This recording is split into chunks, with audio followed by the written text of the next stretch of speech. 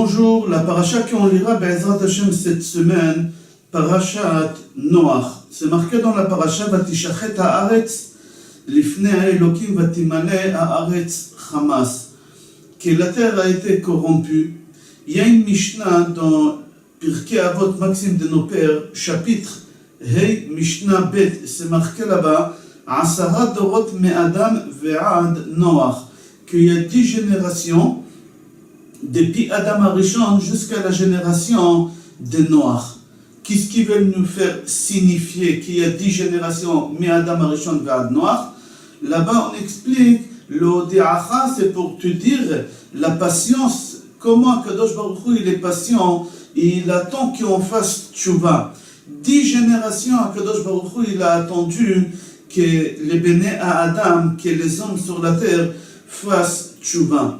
Et ils n'ont pas fait tchouva jusqu'à qu'Akadosh Baruch Hu, il a été obligé de ramener la déluge sur la terre.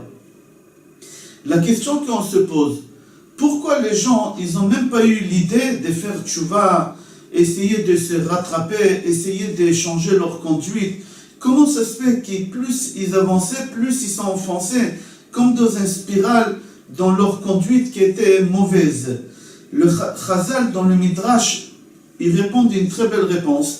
Et ils disent, Amar Rabbi Yitzhak. Rabbi Yitzhak pose la question.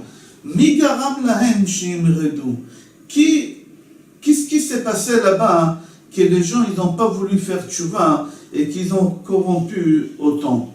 Là-bas, Rabbi Yitzhak il dit, c'est pas parce qu'ils travaillaient la terre. De Amar Rabbi Yitzhak, Pa'am achat kol 40 shana ayu zor'in. C'est pas parce qu'ils travaillaient la terre très durement et ils gagnaient leur vie très très difficilement, alors ils se sont retournés contre Dieu et contre la religion, ou parce qu'ils travaillaient très très durement, ils ont dit ça serait mieux qu'on va voler, c'est beaucoup plus facile de gagner notre vie. Pas du tout. Rabbi Yitzhak il dit, c'est pas celle-là la raison, la preuve. De Amar Rabbi Yitzhak il a dit, Pa'am achat kol 40 shana ayu zor'in. Ils avaient une abondance et une bénédiction extraordinaire pendant ces 10 générations, à tel point qu'ils travaillaient la terre une seule fois tous les 40 ans. C'est-à-dire ils labouraient la terre, et après ils mettaient les grains, et après ils récoltaient, et ils avaient une bénédiction dans la récolte qu'ils avaient pendant 40 ans.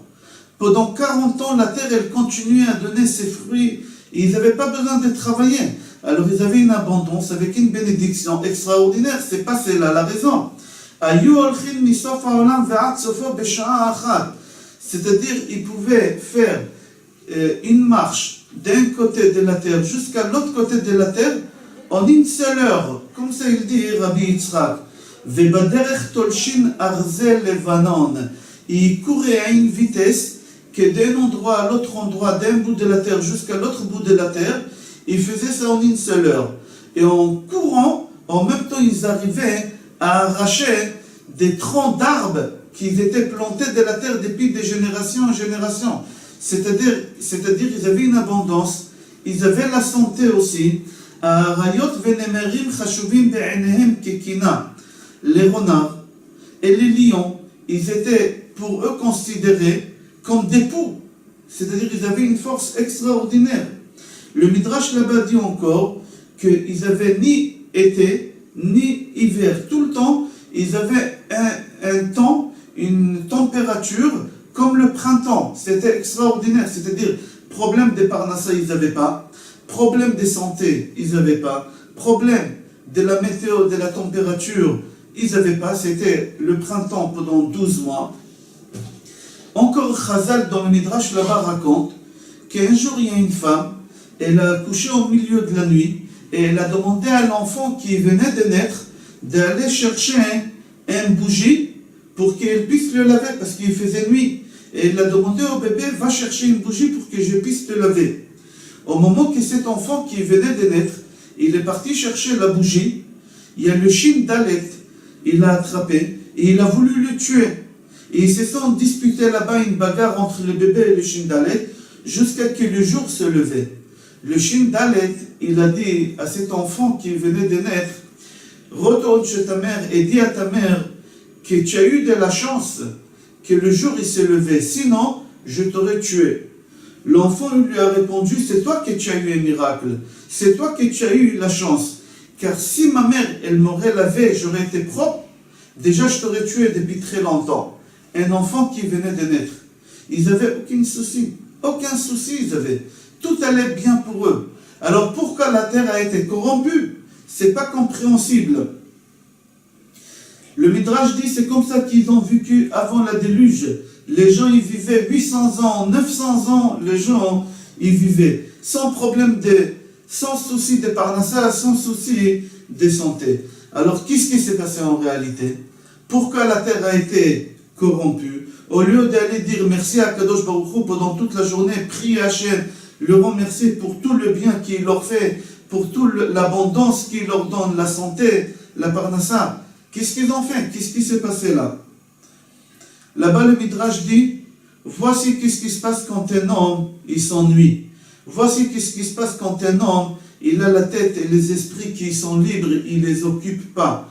Voici quand l'homme, il ne trouve pas quoi faire pendant les heures de la journée. Alors, il fait que des bêtises.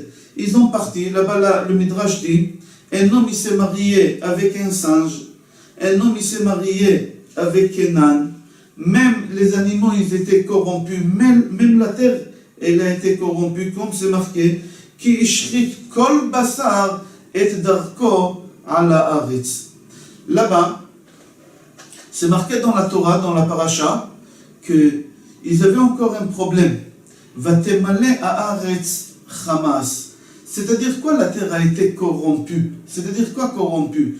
Corrompu, c'est voler, aller chez quelqu'un, rentrer chez lui à la maison en cachette, prendre une ustensile et mettre dans la poche. Est-ce que c'est rentrer dans un magasin, prendre quelque chose que personne ne voit et mettre dans la poche? Est-ce que c'était ça? Non. C'était encore pire que ça. Parce que ça aurait été facile, on aurait attrapé le voleur, il aurait passé au tribunal et on l'aurait mis en prison et les gens, ils auraient eu peur de refaire ça. Mais c'était encore pire que ça, les gens, ils volaient en plein jour. Comment? Là-bas, le Midrash raconte que les gens, ils avaient des magasins. On va prendre par exemple un magasin des bonbons. Ils vendaient au poids des bonbons, des choses qu'on achetait au poids, les olives, les cornichons. Et les gens, ils avaient le droit de rentrer, de goûter une olive pour voir si cette olive, elle a un bon goût. Ils rentraient dans un magasin des légumes, ils voulaient acheter des raisins, ils avaient le droit de prendre un raisin et de goûter pour voir s'il y a des pépins à l'intérieur, oui ou non. Ils avaient le droit d'acheter des bonbons, mais prendre un bonbon et goûter, ça ne posait pas de problème aux vendeurs. Pourquoi? Parce que c'était un seul, et après le bonhomme, peut-être il l'aurait acheté pour 500 grammes, peut-être pour 1 kilo. Le problème est que quand les gens ils voulaient acheter, ils ramenaient toute sa smala avec lui. Il ramenait ses 2 femmes, et les 10 enfants qu'il avait de chaque femme, et il leur disait aux vendeurs, j'ai le droit de goûter, chacun il aimerait goûter parce qu'on aimerait acheter. Et les 10 enfants de chaque femme y goûtait, c'était déjà 20 enfants. Lui et ses 2 femmes, encore 3, ça fait 23. Et toute la ville venait. Et lui, il pouvait attaquer personne. Il pouvait attaquer personne. Pourquoi? Parce qu'ils avaient le droit. Ils avaient le droit. Et le bonhomme, il était obligé de déposer le bilan, de fermer le rideau et de déposer le bilan parce qu'ils ne vendaient rien. Les gens, ils venaient manger gratuitement. La Gemara dit, même la terre, elle a été corrompue. Même la terre, elle s'est conduite mal. C'est marqué dans Bereshit Rabbah, Rabbi Azaria, au nom de Rabbi Yehuda Bar Simon, dit Akol kilkelu ma'asehem bedor hamaboul. Tous ils étaient corrompus. Tous ils se sont conduits mal pendant cette génération. Akelev aya olech etzel hazeev. Le chien, il partait vivre avec le loup. Il s'est marié avec le loup. À Tarnegol et la Tavas, etc., etc. Afa aretz zinta. Même la terre, elle a fait du mal. Ayu zorin chitin vemotzi tiras. Le bonhomme, il plantait du blé et il y a des maïs qui sortaient. Le bonhomme, il plantait des pommes de terre et il y a des tomates qui sortaient. Le bonhomme, il plantait des concombres et les cornichons, ils sortaient. Pardon, pas les cornichons, la carotte, elle sortait. Comme ça, c'est marqué dans le Midrash. Avec tout ça, que les hommes, ils étaient corrompus, ils se sont mal conduits, que les animaux ils se sont mal conduits, que la terre elle s'est mal conduite, quand même Akadosh Baruch Hu, il a attendu 10 générations. C'est ça qu'est-ce qu'elle veut nous dire, elle veut nous dire la Mishnah dans les maximes de nos pères, qu'Akadosh Baruch Hu, il est patient, il attend que l'homme fasse tchouva. Akadosh Baruch Hu, il a attendu 120 ans. Depuis le jour qu'Akadosh Baruch Hu, il a dit à Noach de prévenir tout le monde qu'il va avoir la déluge, et il lui a dit de commencer à construire l'arche, comme ça les gens ils vont voir, ça a pris 120 ans. Akadosh Baruch Hu, il a fait exprès. Akadosh Baruch Hu, il a dit à Noach, comment tu vas faire le teva? D'abord tu vas planter des arbres. Et au moment que tu vas planter des arbres, tu vas attendre que les arbres vont pousser, qu'ils vont être énormes. Il fallait attendre très très longtemps. 30 ans il fallait, 40 ans il fallait attendre. Après il fallait aller les couper et préparer des bois. Et après monter la teva comme le plan qu'Akadosh Baruch Hu lui a donné. Exprès Akadosh Baruch Hu, il a fait en sorte que ça va prendre 120 ans. Que tous les habitants de la terre, ils vont voir Noach et ils vont lui dire, mais pourquoi tu fais? Pourquoi tu fabriques? Pourquoi tu fais ça? Et il va leur dire, Akadosh Baruch Hu, il va faire tomber la déluge sur la terre, vous allez être tout effacé de la terre. Faites tchouva. Akadosh Baruch Hu, il a attendu 120 ans. Après 120 ans, Akadosh Baruch Hu, il a vu que la terre, elle a été toujours corrompue. Akadosh Baruch Hu, il a voulu faire tomber la déluge, mais il a attendu encore 7 jours. Pourquoi Akadosh Baruch Hu, il a attendu 7 jours? Là-bas, Rashi sur place dit que Mitouchelach, c'était un tzaddik, et il est mort. Et Akadosh Baruch Hu, il a voulu que les gens fassent le deuil sur Mitouchelach. C'est important pour la neshama d'un tzaddik qu'on fasse le deuil. Alors Akadosh Baruch Hu, il a attendu 7 jours que tout le monde fasse le deuil. Il y a une autre explication qu'on dit parce qu'Akadosh Baruch Hu, pendant les 7 jours, il leur a donné le paradis sur terre.